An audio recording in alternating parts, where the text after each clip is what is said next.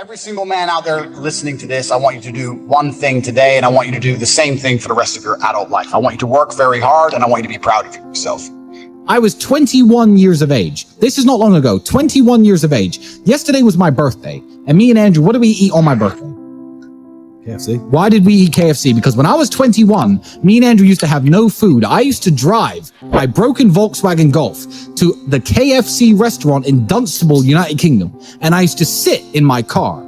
And you couldn't ever eat anyone's leftover food if they ever had their mouth on it. But at KFC, they used to buy buckets. And I would sit and wait for people to sit outside, eat their meal, and leave the bucket on the table. And I used to go and take that bucket, 3 or 4 pieces of chicken. And I used to collect 20, 30, 40 pieces of chicken that were perfectly fine, left in the buckets. And I used to go home and I used to freeze that chicken. And me and Andrew would break it up, put it in our rice. And that was our meal. That's what sustained us for that hard year. That year we had when I was 21 and you were 22. That's how broke we were. I used to scavenge chicken from KFC because I thought, fuck it, I'm not dying and I'm not losing my kickboxing fights because I don't have enough protein. What am I going to do to make it through the day? That's how broke I was. And that's a sad story if you never make it out. And I said to Tristan, look, I owe us 70 grand. So I'm going to lock myself in my room and I'm not going to leave till I've made it. And this is a long time ago now. So this is maybe 10 years ago. Think about 10 years ago. There was no Twitter, no Instagram, Facebook a bit, MySpace. Oh, yeah. This is the beginning of the internet. Like, the idea of making money online now is so common, but back then you didn't know all these entrepreneurs selling stuff and Instagram, none of that. I didn't know anybody who made money on the internet, but I was determined to find a way to make money on the internet. And the story is, and this is a completely true story, I'm sitting with my brother and I'm like, how can we get rich? You know what's amazing? Now I have money. Lots of people always ask me, how do I get rich? And I say, when's the last time you talked about money? When's the last time you sat down with your friends and refused to talk about anything else but how to make money? How are you making money? How are you making money? How am I making money? How can we make money together? How's that guy making money? How's that coffee shop there making money? Is that coffee shop making money? I don't know. Do they sell cake? No. Why don't they sell cake? Everyone in here is a businessman. If they had a cute young waitress, a girl, instead of a guy, they'd probably sell more coffee. Like, no one analyzes anything. They just want to get rich. It is trained. Like everything else in life, it is trained. So if you find yourself not appreciating what you have until it's gone, then you must blink and cure your brain. If you find yourself unable to focus or concentrate on tasks, you must blink and cure your brain. If you find yourself unable to go and dedicate yourself to something you don't want to do, you must blink and cure your brain. Because all of our minds have been under constant assault for years. The way the mind functions, the way people interact has changed so significantly in the last 10 years, you wouldn't believe. If you go to a party today, as opposed to a party 10 years ago, they look completely different. People are acting differently. People are on their phones now than ever used to be. Even now, people will go to places only to get an Instagram picture, even if they don't enjoy the place. Wow. It's all about pretending they're having fun as opposed to actually having fun. The entire paradigm of society and how we interact has now changed. And the only person who could ruin that is you.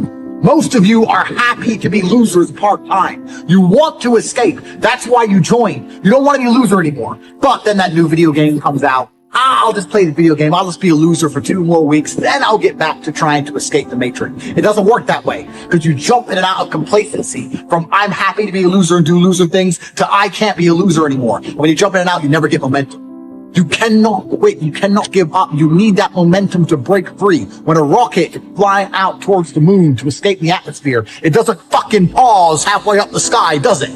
No, it keeps going. When I say depression isn't real, I'm saying that because I don't believe in things that can take away power from me. If I believed in depression, I would have been depressed in jail. But I can't be depressed if I don't believe in it. If you don't believe in ghosts, how can you be haunted? You have 2 people in a haunted house. One believes in ghosts, one doesn't. There's a knock in the night. One wakes up, calls an exorcist, is terrified, looks for a ghost. The other guy doesn't believe in ghosts. Knock in the night, goes back to sleep. It's the belief in the ghost that gives it the power. If I don't believe in depression, the number of people who would attack me defending depression, this is why I didn't understand. Right? You say depression isn't real, but depression's ruined my life and it's super real and it ruined my life and I lost my marriage. I'm like, if I told you it wasn't real, you should be coming to me saying, tell me how it's not real. Please help me with my depression. Why are you trying to convince me that it's real? Why are you sticking up for it? And why are you defending depression? And why would I adopt the thinking of someone who's sad Why would you're going to convince me to take your worldview. You just told me your wife left you, you're fat, and you want to kill yourself. And you want me to sit here and go, with my perfect life, and go, you know what? I want to think like this guy. So to be a successful man, because let's break this down a little bit further. Success is the most overused word. Because we talk about success. Oh, this guy, he's really successful. Not these motherfuckers. So let's say I'm working at a company. Yeah, I'm the big boss. Let's say I'm a guy. I go college. I go university. I go to this company. I work. I become a manager. I'm on $150,000 a year. I got a company BMW, and I wear a suit, and everyone at my job does as I say. By all measures, I'm a success now. But here's the truth. When I leave that company, no one gives a fuck about me. I'm a nobody outside of that one building where I'm a little bit important. Success for a man actually comes in many realms. It's actually nothing to do with being good at your job. So as a man, you have to wake up and think, okay, everything I want, other men want. I have to outcompete every other man to get it. So how am I going to do that? Am I going to do that by living in the moment, ignoring my phone, having a fun picnic? If I'm stressed or I'm frustrated, then I understand it's my time to perform. And I agree that society puts huge pressure on men, and it's time for men to perform. As a man, you either perform or you don't. There's no safety net like there is for females. Females can wake up and say, I don't feel like it. The men who say I can't feel like it cannot compete with the men who do not say that. And it is player versus player.